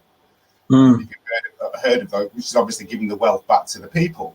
You know, and apparently that's already in place. And if my good friend Basil's mum's still in the chat room, she's given me a whole heap of information regarding that. Where it basically is returning the money back to the people. And apparently in the States, this is already supposed to be happening. I think at one stage when this first broke out, they were giving everybody $1,200. Not everybody's received it, but they will be given this. But I think what it is that there is a pot of money. If we go back and talk about, let's just say the whole thing about birth certificates and you know, you being registered and the bond that we're all placed into. It's about that money going back to the people. You know, if you look at that. But as I was saying before, is that before the COVID outbreak, what people have to remember is that throughout the world, there were protests going on about the individual governments. And it was actually coming to a head. So for me, something had to be done to stop that protesting. Because if you look at it now, they're allowing protests for something that may or may not have happened. There are videos surfacing over the last 24 hours of multiple camera shots, like I showed on the show the other night, Jason. There are multiple camera shots that just don't line in. Video CCTV's finally been used in it, and the dates are all wrong, or rather the times are all wrong, and a couple of dates are wrong. Once again, I'll add that into the YouTube comments later on. But it's definitely a video well watching. If you definitely on the edge, there are multiple camera angles. It goes from the dress. If you look at the paramedics, the alleged paramedics that turned up, I have never seen in any, whether it be when I used to watch TV, any US programs where an emergency responder turns up and they're carrying a gun and a body vest and they're in police uniform. but you miss that because you focused on the man with his foot on his neck. Yes, that's it. I used to watch. I used to much younger. Used to watch a lot of movies just for the continuity, and that's what I'm all about now. When I watch things now that this has happened, I have to watch it about 4 or 5 times because, especially with things like this, is that you will find little discrepancies. One of the first things when I remember posting it before I kind of retracted it because one of my friends just popped up and said, "Oh, look at the license plate. Since when did police have police on the license plate?" Which obviously set my thinking. But like I say, over the last 24 hours, there are a couple of videos out with multiple camera angles and also date timestamps as well. So it's that. So the power of the internet has helped people actually go and go, and you're able to question it rather than believe in the narrative that we're all being fed. Sorry, Jason, I know you can ask a question there. I weren't. Can I have a chocolate biscuit? Is that what you were going to ask? No, you had something highlighted. I thought you were going to ask the question. Sorry, fella. No, I just popped some up here that Webby had put that I thought were important. Here we go.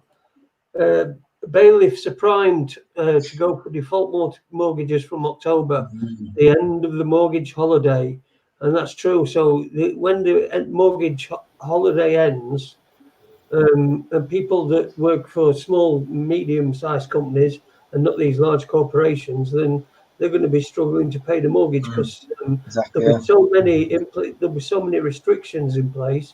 There were so many things that you have to do to make a workplace safe. You know what I mean? And the only people that are going to be able to afford to do that, or are going to be given the luxury of time to do that, are the big corporations that they think people rely upon. So that's it's a good point that Webby. There are going to be a lot of people in a lot of stress, and I'm not personally not looking forward to it, to be honest with you. Taziama's just said in the chat there, 9 people are currently on furlough, and that for me is my biggest concern because these companies have been unable to trade because of the lockdown. So their business is going to be very slow. So it's either going to be skeleton staff, and I don't want to say it, but it's something I feel. Redundancies is going to happen.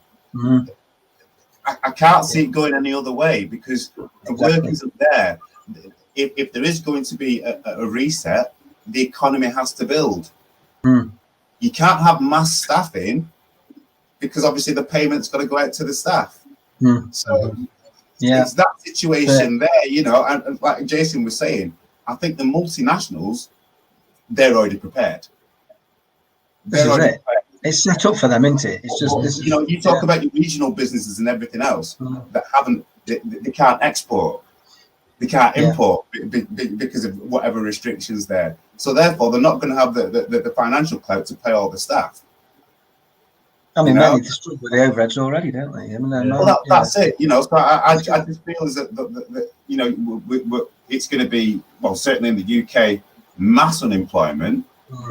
The health system is going to be overrun. With people that have struggled mentally with this.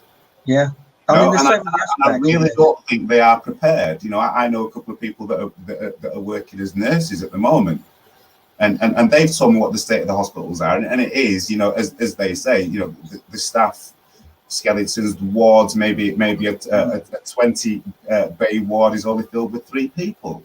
And that's the thing that gets me about it all, is that there are people that are suffering that need that treatment. I mean, it's like what agenda is being pushed or whatever is happening, those people should still be taken care of because we're trying to save lives at the end of the day, but they're sending people home to die. Literally. Exactly. I mean, there's been about nearly 2.5 million cancer patients have had their treatment and their operations either cancelled or postponed because of this. I mean, that's going to be devastating on so many people. I mean, lockdown is going to cause more deaths and more suffering than the virus, if it's real, by the official figures, is ever going to do. So it's madness, absolute madness. It's the fallout of this is going to be incredible, and it's already falling out, isn't it? It's already happening. You know, I mean, suicides have already risen exponentially, so it's already happening. It's just going to get worse. You know, we've got to prepare for this. It's just horrendous. Yeah. We've got to have some nice stuff, though. There are good people about. There are people like us. We're not going to allow it to overtake us. That darkness that's creeping around everybody else, we're not going to allow that to get round us. So let's not be too. I don't want to be too, doom. No, I mean, Not at all. Look at the US. The US, they've had a 73% growth in employment as of yesterday in the US. So obviously it depends on the economy in the country that you're in to how that country is going to recover. You know, and I'll state this once again. I'm not a Donald Trump fan, but he's done an amazing thing. You know, the number of African Americans in employment has risen. Women going back to work has risen. You know, there are lots of things that are on his plus side that he's done for America that he said he would do. Now, quote me if I'm wrong, but from my reckoning, he's probably about the first elected person that has gone into the office and actually done things that he said he would do. But unfortunately, from my eyes looking at it, is that the Democrats and everybody else don't want that. And if you consider the people that own the newspaper and the media and everything else on the Democratic side, obviously Donald Trump is going to be trashed because obviously they don't want him in power. So it's that, and people are kind of missing the fact with it. You know, Trump's to this, Trump's to that. But I hadn't asked anybody yet. But I'd like to say to them, where did you hear that? Do you understand what I'm saying? Because once again, it's the both sides of the coin thing again. Exactly. Is that whatever they've heard is that they're running with that. Whereas all the time that everybody's been stuck in the homes and we've got our computers and stuff like that, it only takes a couple of minutes to go and have a look. Because it makes more sense to you of what you'll see in the bigger picture rather than the square box that's in front of you. That's exactly it. What's in the house? Alice put a question in earlier. She says, does Unite Planet agree with protesting? What's your thought on protesting? Well, I don't know. It depends. Protesting is a kind of an ambiguous word, really, isn't it? I mean, no, it won't work. Unless it's the agenda, then it will work. I think a lot of these protests that are substantial are all orchestrated anyway in some way. Infiltrated. Yeah, definitely. I mean, the thing is, a lot of these protests, once they get to a certain level anyway, like I said, they're infiltrated, they become violent, and then that's how they can handle it. You know, the elite, they know how to handle violence, know how to handle protest. Protesting, I don't think really works. It's just non-compliance. Just don't comply. It's peaceful. That's the peaceful way of protest. Just don't comply. You know, don't feed the beast. Yeah, exactly. And I think protesting is, to some degree, feeding the beast. I think it's feeding the beast a bit. You know, so Webby said in the chat room, protest equals legal acceptance. Exactly. Yes. No. So that's you're just playing the game. I think if you go out to these protests, you then become part of the game. Yeah. Sorry to say, they don't go anywhere. In 9 times out of 10, they don't go anywhere anyway, in my opinion. Yeah, it's also a culmination of negative energy as well. Yes. Into one place. So you know what I mean? Because protests are very rarely. I know we have this, like we're all holding hands and singing. I don't know, whatever, and all being nice and everything. But that's not the reality of it. Is that like we're looking at a weekend? I certainly don't want Black Lives Matter to be going there, and I certainly don't want Tommy Robinson's lads to be going there. I just think just leave it alone. Or what the other way is, just let them kick shit out of each other until there's none left. and then there's only us left, and we'll rule world. And it's just a stupid thing that's being this reality that's been made for us. You know what I mean? And we'll see all these things on BBC over the weekend. We'll see all these things, and there'll all be bad things for the Tommy Robinson and his crew, because Black Lives Matter. They've that's now a thing, even though it's been a thing for quite a while. And apparently it's hateful now to say all lives matter. But I don't listen to fucking idiots. As far as I'm concerned, I'm talking to two white guys and a black guy, and it doesn't make any difference whatsoever. On what we've all got an opinion. We can talk to each other. It's just I hope no happens. And but if it does, then just let them kick shit out of each other. All they're going to do is just bring on, a full lockdown. If people are going to start rioting here, there, and everywhere, they've got the ample opportunity to say, right then, do you know what? We're all locked down. You can't come back out. So you've all been tested for COVID because you've all been out protesting. That way. I mean, one of the ridiculous things I saw today, and I just wanted, just to switch the computer off, because I saw a white woman knelt and kissed the feet of black men. And then there was another one where they was washing the feet. And it angered me because they were both stupid. They were both stupid in my eyes, because nobody wants to see that. If you're going to do it when you're putting a key in a jar on the table. Just do it at that time. Don't do it in front of there, because all you're doing is just stirring up more hate. Do it when it needs to be done. If you're looking after somebody who happens to be of a different race and the feet need cleaning, do that then. The feet need washing, do it then. It doesn't need to be all over the internet and doesn't need to be everywhere. If we're all just nice to each other and stop, it's like the Green Mile where it says, I don't like how people are ugly to each other.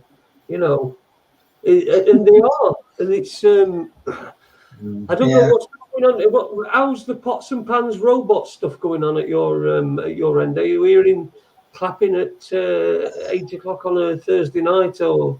I think. Well, did we have the last one last week? Presumably, I hope so. Anyway, yeah. But I mean, I watch him. Sometimes I just like to watch him do it, just for entertainment. And there's a couple directly across from my house, across the street, and it's as if they're just programmed to do it. There's no enthusiasm in there anyway. It's as if they don't know what they're doing it for. This is how it's become. They're just like that, and they're almost embarrassed to do it, but like they feel they have to. I mean, I feel like going out and going, "What are you doing?" But this is how it is. I think there's a lot of them out there that just feel that they almost scared in case they don't, like they're going to be like attacked if they don't clap at 8 o'clock. So it's, and they're like watching as if who's the first one to clap. It's not going to be me. It's like, come on. And of course it gives the government some sort of idea as how many people are falling for it. And I think that's pretty much the reason why we've probably gone on to phase 2 and phase 3. Because the people weren't doing it. I remember the first time they did it round here, and I heard it and I thought, for fuck's sake, and I was hunting round because I'm in a wheelchair, so hunting round house is like crap. And I was hunting for this little, it was a play loudhailer, and what you could do is you could play music on it, or you could just use it as a loudhailer. And I'm going to use it as a loudhailer going, shut the fuck up. Shut the hell is going on with you? What is this? Get in your house. You're clapping people that can go to work. You can't go to work. You're clapping people that can. Yeah, exactly. That's what I felt like. But it seems to have really, I think second week they were a bit, I hadn't heard it since. So I think that's probably why we ended up on on to the next phase because it just weren't working. But Mark Devlin brought up a good point earlier on about the adverts and stuff that have been quickly have been made. Yeah, You know how long it takes to when you're doing your editing and stuff like that. I know they've got like more equipment and the more that's what they do all day, but the amount of time things that came out all at the same time, and they were all like, oh, we're all in house and we're all locked down. I'm just doing my toasters, and everyone's talking to each other through these screens, and like it's sort of normality. And that one concert thing, whatever that Lady Gaga did, they all, it's like they all set up the equipment and everything. We're led to believe that engineers didn't come in, and so where's social distancing? Because obviously they've had technicians come in to sort out setting up all the rigging up everything of this this concert that they did. It was in everyone's celebrities' living rooms, But it's people, people just. This is again, it's where the focus is, It's the heartstrings. The heartstrings. Yeah, that's it. Oh God, how many charity things and adverts have been on? Every single one. You want, we've got like kids in Africa that, 400 yards for a bit, for water. We know this happens, right? I'm not putting anything down on that. We know that this happens, but you're asking the poor people of one country to donate to the poor people of another country, and then the rich people of the other country take the fucking money anyway, and very little gets done. And so, for all these adverts and so this, that, and cancer research, and that the money's just going into a hole. It's going into it's going into people's pockets, and but they've just been doing it constantly. It's as if like they're scared that we're not going to have any money soon. Yeah, get them quick. They can print it, can't they? Yeah. That's what it's happening. I mean, it's like with cancer research, they dangle the carrot, don't they? Get people to donate, and it's always that hope in it. They always place that hope, and it's where's the result from the research? As what? Sorry. Where's the result from the research? Yeah, exactly. Yeah, and they're not really progressing. Simple question, really, isn't it? Yeah. and they've been finding a cure for about 80 years now. And they've not really progressed. And people we've got this little drug coming. There's that little step each time just to give people hope, so they keep more. With the old taglines, we'll beat cancer. But they keep changing though, don't they? We'll keep cancer sooner, I think, is the new one. Yes, that's right. Yeah. Before it we're going to kill cancer. And remember all these they're quite old, but they were when Race for Life started. Oh yeah. And there'd be a woman, and she'd come on, and she'd be in like a thing, and she'd go, "Cancer, we're coming to get you." Like loads of women running around getting muddy. He's going to go, cancer's like fucking running away, thinking, oh my God, Jesus Christ, I best get away from all these women. It's just a complete nonsense. You make a complete nonsense of it. And they try to, what they do is they get people who have perhaps lost somebody to cancer recently, who feel like they should do something. These are good people, and these are good people that are doing all these things. But the people that are creaming off the money, 250 grand CEO of cancer research, and that, I think that was back in 2003. Yeah, I mean, there's a comment here. Don Tellenpike, it's gone now. Where's it gone? There was an act in 1959 that cancer cures can be found. Yeah, that was one I'm reading, but that's another one. Yeah. But it's not called cancer results; it's called cancer research. It's designed to be perpetual.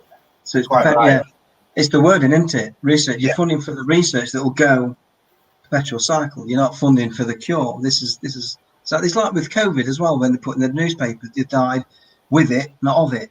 It's the wording.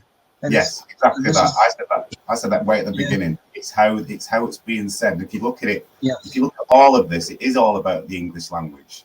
Yeah. And And they use it against us. Yeah. Yeah, the language that we've been using. Yeah. Is the language Exactly. that they use. And I mean, think they're that's using legalese and stuff. we've got that, with people going into courts and knowing the legalese. Obviously, there are a lot of people that I would say they are winning, but it never gets out of the courtroom. Mm. Can you imagine something where they said, like, he had heart failure and all this sort of stuff, but he died with crabs. You know what I mean? It's just stupid. I mean, you've got a bloke who's died in hospital. He just happens to have crabs, right? Wherever he's got them from, that's none of our business, is it? The dead can't speak for themselves.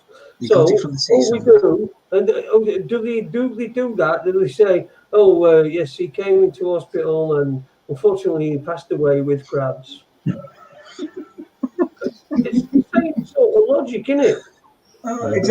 Exactly, yeah. Died with COVID-19, died with crabs. He died, he got crabs. We don't know where he got them from, but there might be a crab epidemic, so you best check yourself when you're in Bath. That'll be the next one. That'll be the second wave. Yeah, it will be. Well, I've set it on going now, haven't I? That's it. what we'll do. Because I did say other week on Facebook, what's happened to Tommy Robinson, and now he's suddenly appeared.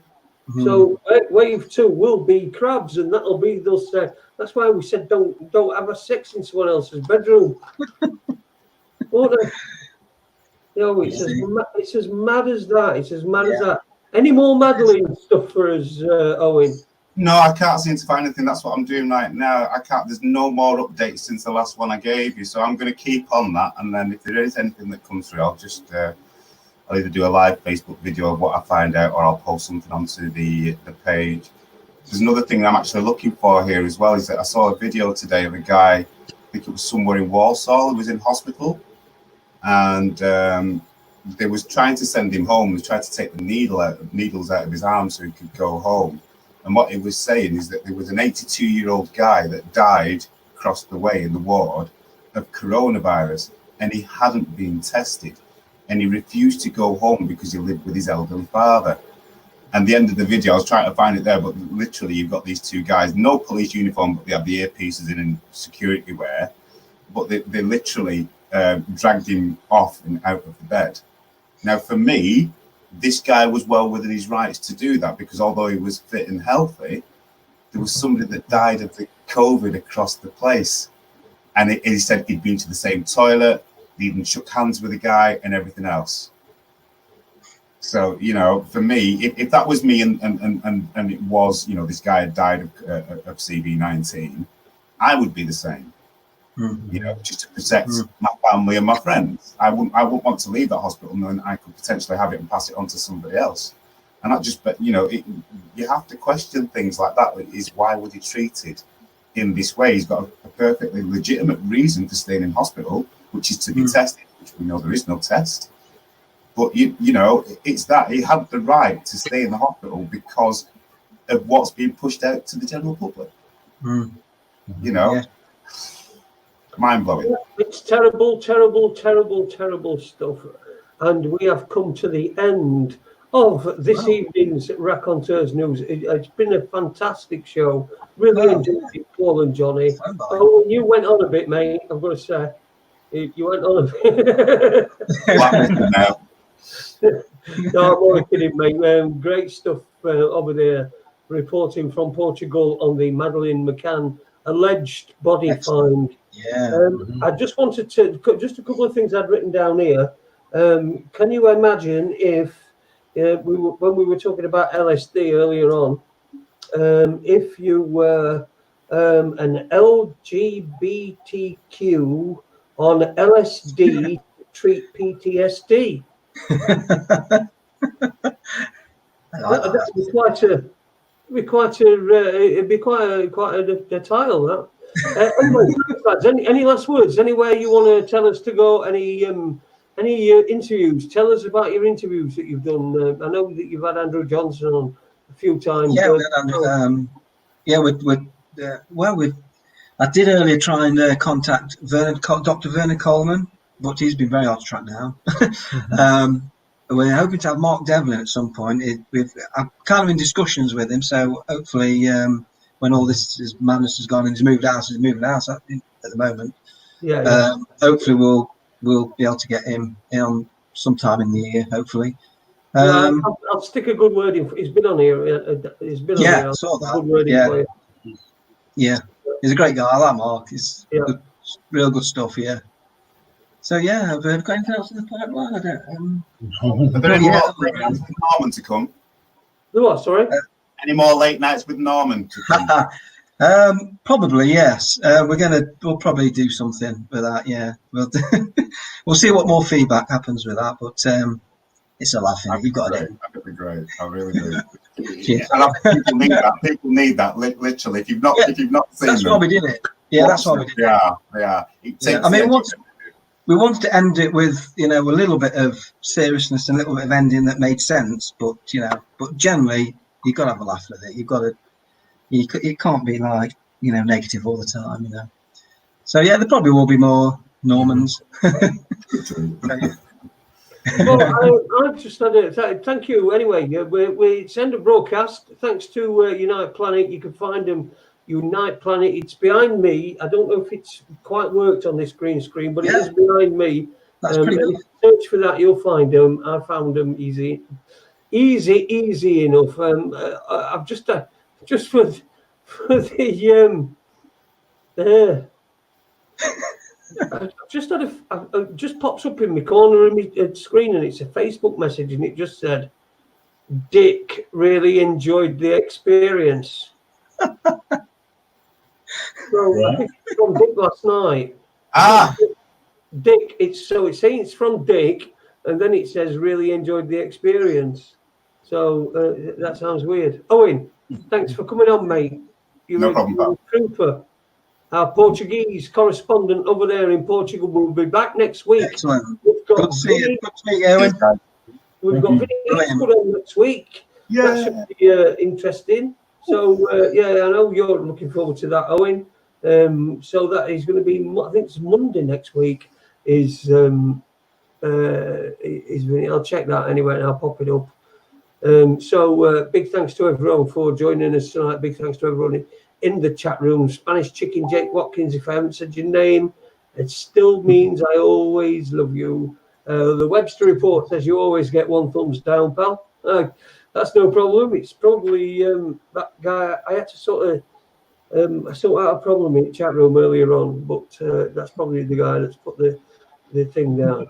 Anyway, take it easy, everybody. We'll see you back next Monday with Vinny Eastwood. Thanks, Unite Planet. Thanks, Cheers, Jason. Cheers, Owen. Thank you.